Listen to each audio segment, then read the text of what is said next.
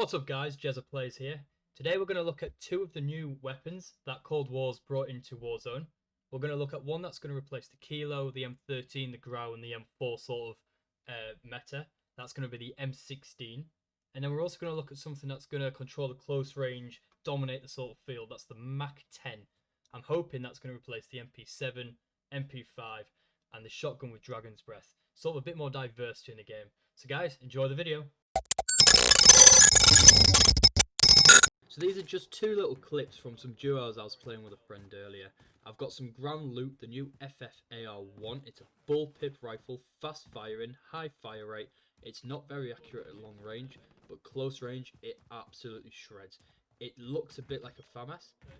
It's just automatic and a little bit better. So we're hunting down our bounty here. I've got the heartbeat out, very overpowered first.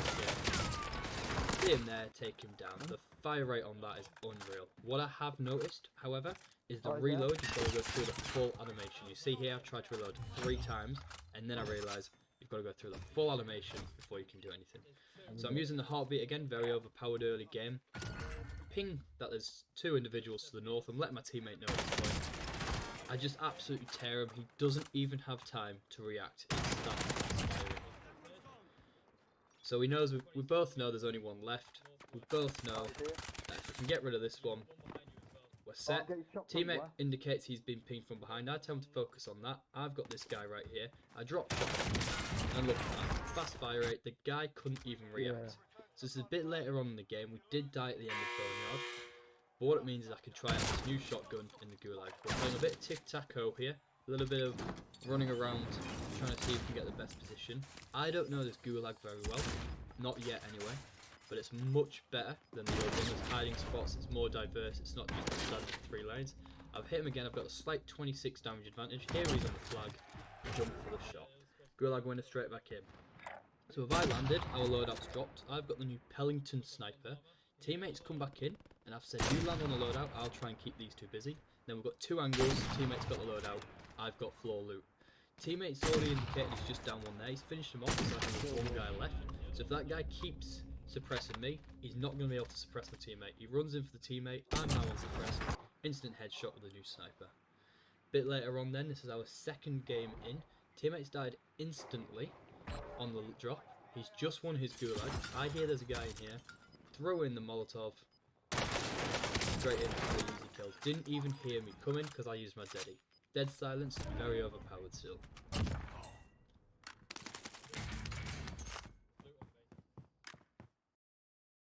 Okay, so 2 guys in the corner. I'm hearing them shooting where they took down my teammate's armor a bit earlier. I thought that's a little bit cheeky. So I've downed 1 from upstairs. They have no idea I'm still on the roof.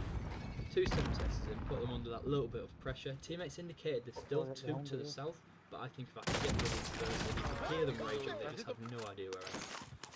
So now we know that there's 2 to the south. We'll go tackle these now. So I've picked up the Mac-10, which is the SMG I was talking about, and I've also picked up the M16 from my loadout. M16 I do believe is still very overpowered. Mac-10 you'll notice in a minute. Close range is unbeaten. Even if that guy had Dragon's Breath shotgun, there's no way he's beating me here. Look at that. Half a second, I went through a full mag, or half a mag. So again, loadout's dropped a little bit later on. We'll notice there's an extra one, so we're going to go take out the team that want to use it.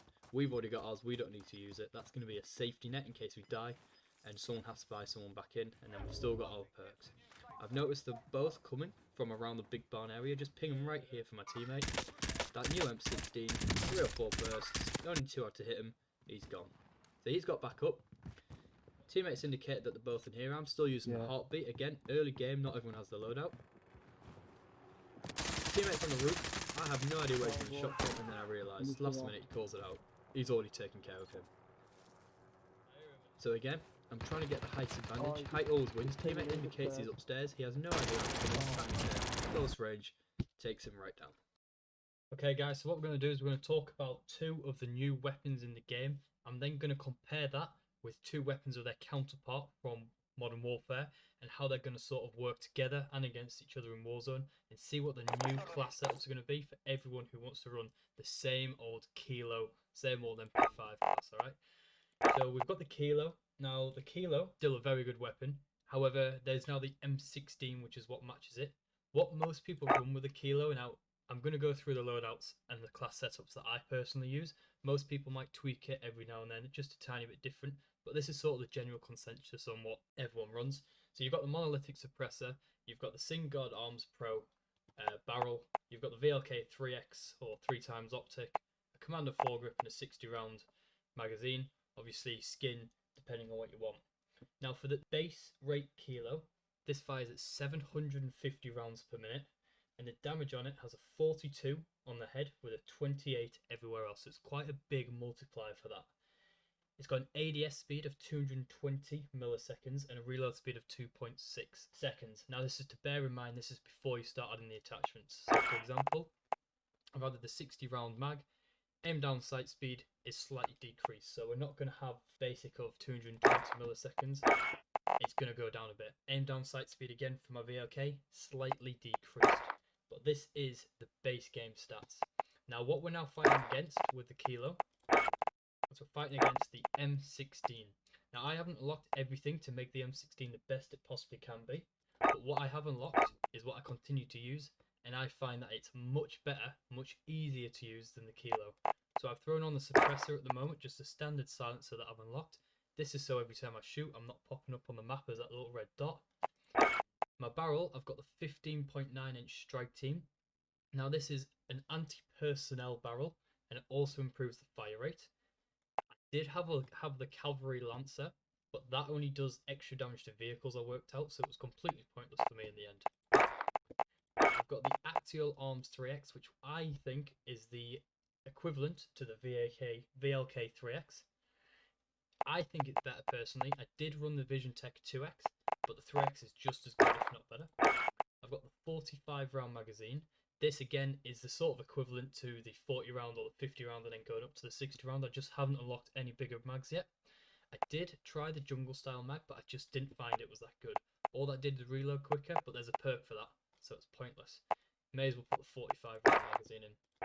And again, I've only unlocked the one recoil control grip, and that's the front grip that I'm using.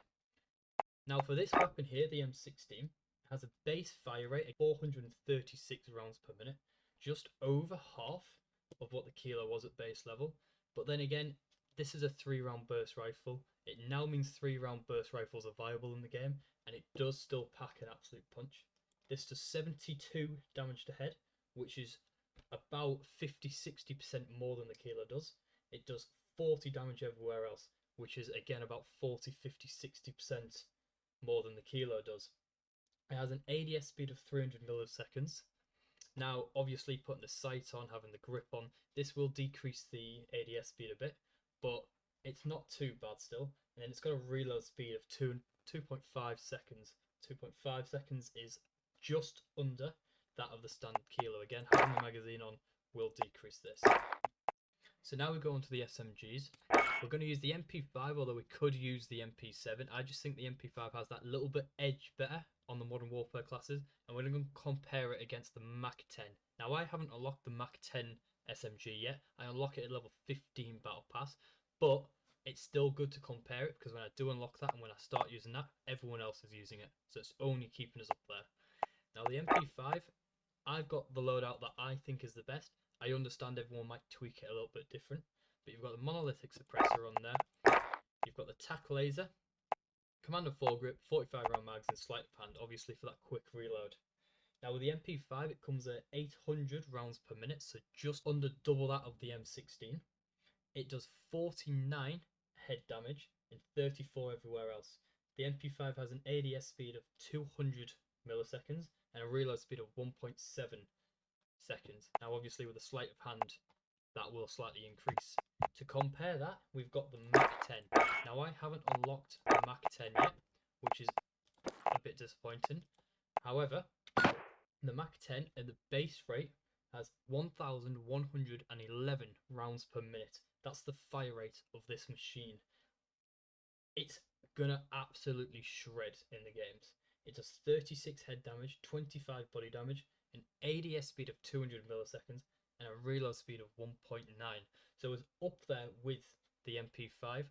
However, that fire rate alone, close quarter, is going to absolutely dominate in every single bit of the map especially against the likes of the Dragon Breath, the R90, other MP5s, MP7s, other variants of the Uzi. So obviously you've got the Mini Uzi, and you've also got the Milano, which is a new Mini Uzi variant for Cold War on Warzone. Thank you very much, guys, for watching. I hope you enjoyed this video. If you do, give me a like and please subscribe. See you in the next video.